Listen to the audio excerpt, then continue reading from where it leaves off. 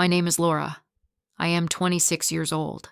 I want to tell you about something that changed my life. It took me a long time to understand what really happened, but now I know the truth.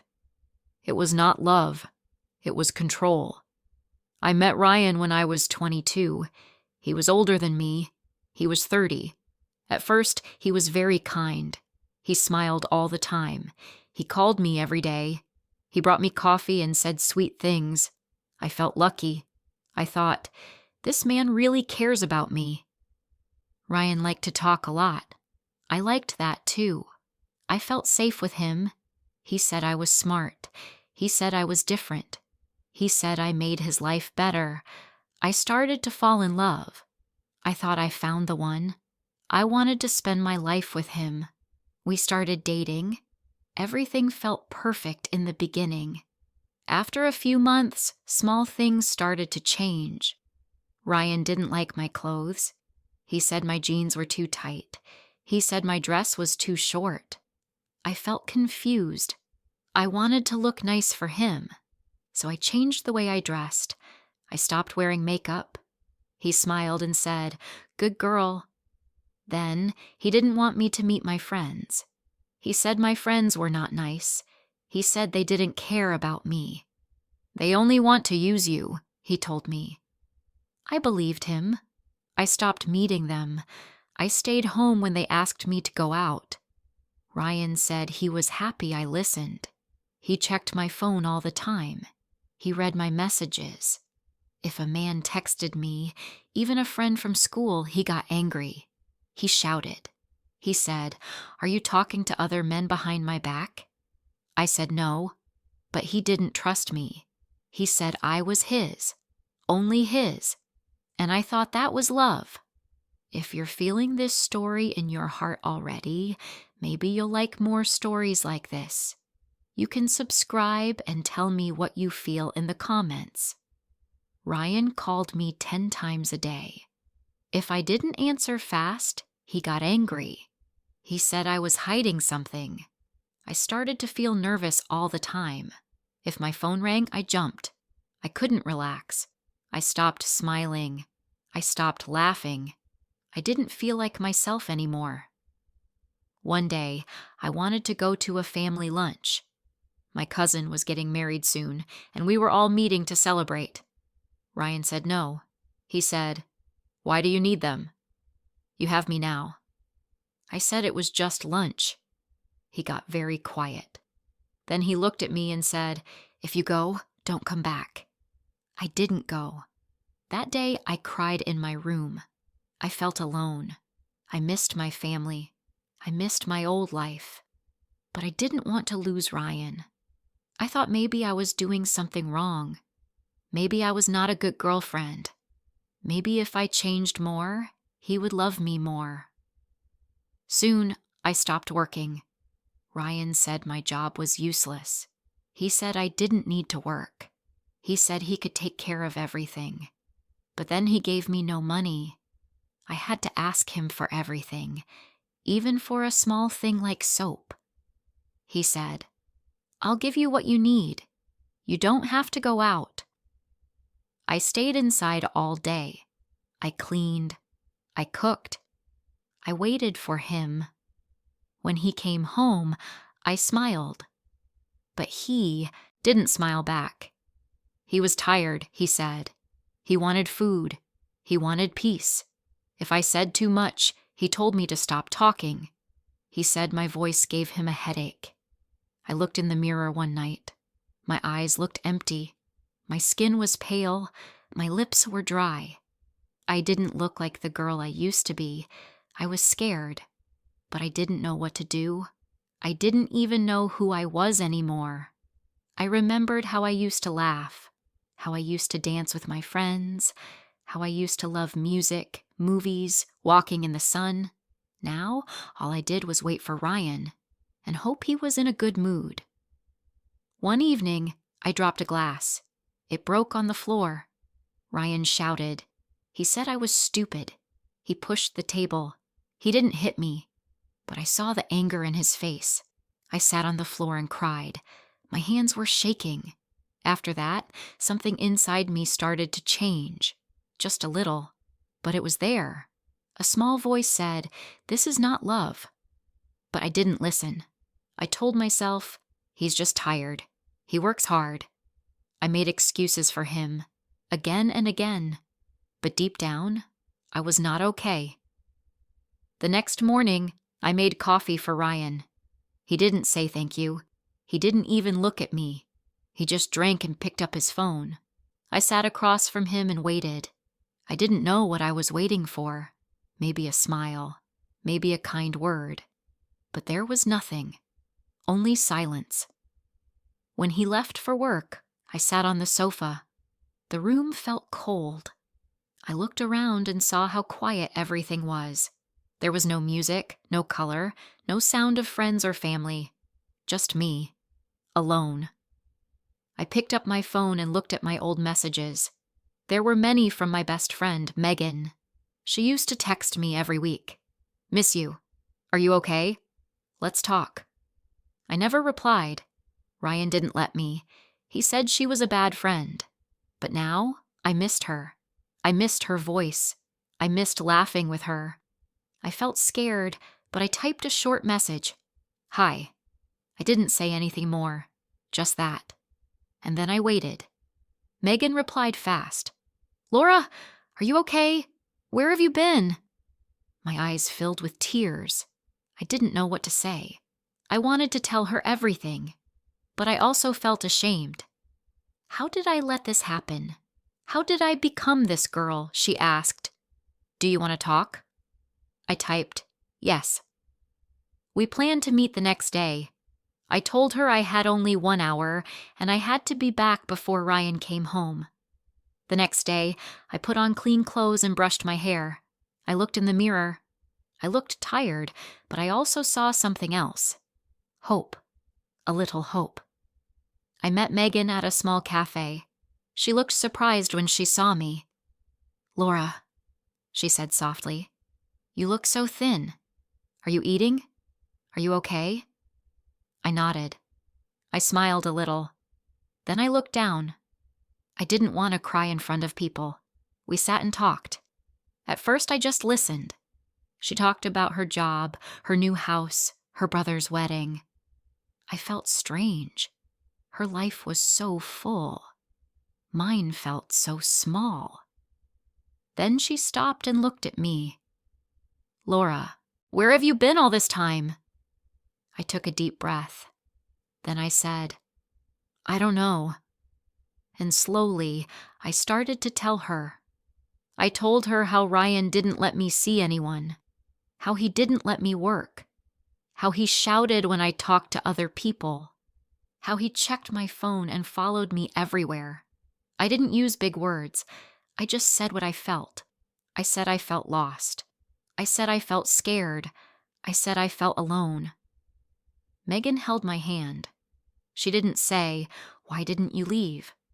She didn't say, "Why did you stay?" She just said, "You're not alone." That small sentence made me cry. After we talked, she said something I will never forget. "Laura, you don't need his permission to live your life." I went home and thought about that sentence all night. The next few days were strange. I didn't tell Ryan I saw Megan, but I started to see small things differently. When he shouted, I didn't feel small. I felt angry. When he told me what to wear, I didn't just say yes. I looked at him and stayed quiet. He noticed. He said, "What's wrong with you?" I said, "Nothing." But something was changing inside me. I started to write down things I wanted. Not in a notebook, not a list, just in my head. I wanted to walk outside without fear. I wanted to see my parents. I wanted to laugh again. I wanted to feel free. Then one night, Ryan got angry because dinner was late. He threw his plate. It hit the wall. He didn't touch me, but I was scared. I sat on the floor again, just like before. But this time, I didn't cry. I just sat there and made a decision. I needed to leave. I waited 1 more week. I spoke to Megan every day. She helped me plan everything. She said I could stay with her. She helped me find a lawyer. She told me what to do step by step, and I listened. Then, one morning, when Ryan left for work, I packed my things. Just the things that were mine. A few clothes, my ID, my phone.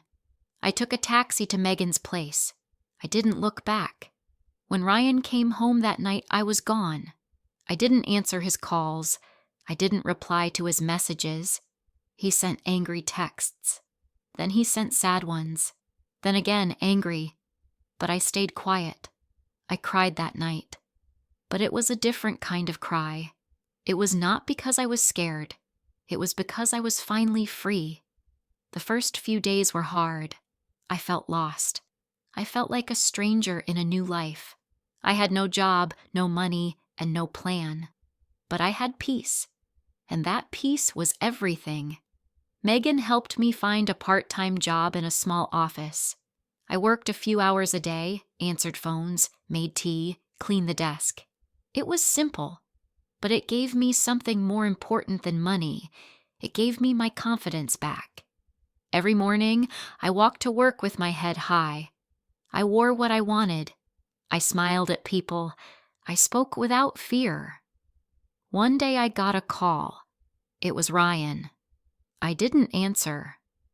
He left a message. He said, "I miss you. Please come back. I've changed." I deleted it. Because I had changed too.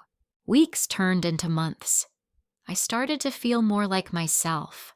My hair grew longer. My face looked brighter. I laughed more. I spoke more. I even made new friends at work. One of them was Lisa. She was funny and kind. She didn't ask too many questions. She just liked spending time with me. Sometimes I still woke up afraid. I had bad dreams. In the dream, Ryan stood in the doorway. His eyes were cold. He was shouting. I woke up sweating. My heart beat fast. But then I looked around and saw I was safe. I was not with him anymore. Megan helped me get therapy. I saw a woman named Claire once a week. Claire listened. She never told me what to do. She just helped me understand what happened. She said, "That was not your fault, Laura. That was control, not love." I cried in her office many times. But after each visit, I felt stronger. At work, I started doing better. My boss asked me to take on more tasks. I started answering emails. I helped organize files. I made small reports. It felt good. I felt useful again. One afternoon, Lisa asked me if I wanted to go for coffee after work. I said yes. We went to a small cafe. We laughed and talked for hours. Then someone walked in. A man with kind eyes and a gentle smile. He walked over to Lisa and said hello. She smiled. "This is my friend Laura," she said. He looked at me and said, "Hi, I'm Josh." Josh sat with us for 10 minutes. He drank tea and asked about our work. He didn't try to be funny or charming. He just listened. Before he left, he said to me, "Nice to meet you." And that was it. That night, I thought about him just a little. His face stayed in my mind, not because he was handsome, but because he made me feel calm, safe. A few days later, Lisa said, "Josh asked about you." I smiled. "What did he say?" I asked. "He said you have kind eyes," she said, smiling back. I didn't want to fall in love again. Not yet. But something in my heart felt warm, like maybe love didn't have to hurt. One Saturday, we all went to the park. Me, Lisa, and some friends from work. Josh was there too. He brought fruit and drinks. He helped carry the food. He made small jokes. Nothing loud. Nothing too much. I sat beside him on the grass. We talked about simple things, music, movies, dogs, rainy days. He didn't ask about my past, and I didn't tell him. I just laughed, and I saw he liked my laugh. Later that day, Josh walked me home. We didn't hold hands. We just walked. When we reached my door, he said, "You're easy to talk to." I smiled. "You too." He didn't ask to come in. He didn't ask for anything. He just said, "Have a good night," and left. I stood at the door and felt something strange. It wasn't fear. It wasn't confusion. It was peace. Over the next few weeks, we met more, in groups with friends, sometimes just the two of us. I told Megan, "I think I like him." She smiled. "You deserve to." But I was scared. I didn't know how to trust again. I didn't know how to love without fear. Every time Josh was quiet, I worried. Every time he looked at his phone, I felt unsure. But I didn't say anything. One evening, we went to the lake. It was quiet and still. We walked near the water. He held my hand, but very gently, like he was waiting for me to feel ready. I stopped and looked at him. I said, "I was hurt before." He looked into my eyes and said, "I know." I asked, "Aren't you afraid?" "I'm not perfect." He shook his head. "No one is. I just want to know you." And that moment felt like the beginning of something new, something real. I started telling him small things, like how I love the sound of rain, how I always wanted to travel, how I used to sing when I cooked. He listened. He never judged. He smiled at the small things, and that made me feel seen. One night I told him more. I told him about Ryan. Not everything, just enough. Josh didn't ask questions. He just held my hand and said, "You're strong, Laura." And for the first time, I believed it. We didn't fall in love fast. It took time, but it was safe, and it was slow, like healing, like the sun coming after many dark days. Megan came to visit one day. We sat on my sofa and drank tea. She looked around and said, "You're doing well. I'm proud of you." I smiled.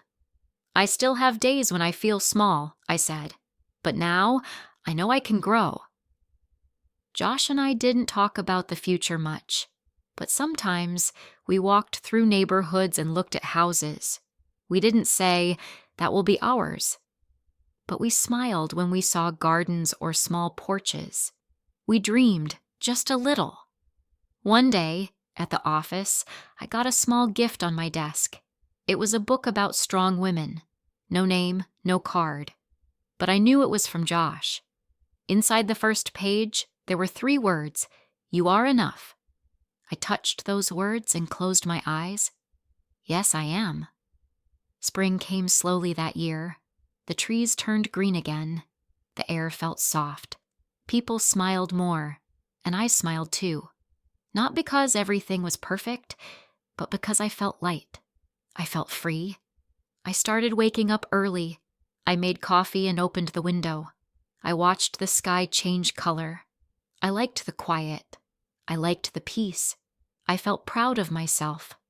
One morning, I looked at my reflection. I didn't feel sad. I didn't feel weak. I looked like someone I could trust again. My eyes were clear. My back was straight. I whispered to myself, "You did it." Later that week, I met Josh at a small market. We walked past flowers and bread and old books. He stopped and picked up a small painting. It showed a woman standing near the sea. Her arms were open. Her hair flew in the wind. Her face looked strong. He looked at me and said, "This reminds me of you." I laughed. "I don't stand near the sea." He smiled. "But you stand strong now." I didn't answer. I just looked at him. And in my heart, I knew I loved him. That night, I told Megan, "I think I'm in love again." She smiled. "You're ready. You're not the same woman you were before." And she was right. One day, I received a letter from a company I once applied to. It was a real job. Better hours, better pay. I was surprised. I didn't think they would call me, but they did. I went for an interview. I wore a blue shirt and black pants. I spoke with calm and care. I told them what I could do, and they said yes. I started the new job the next week. It was busy, but I liked it.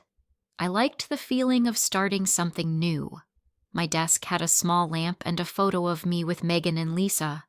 I kept a plant there too, a small green one. It made me smile.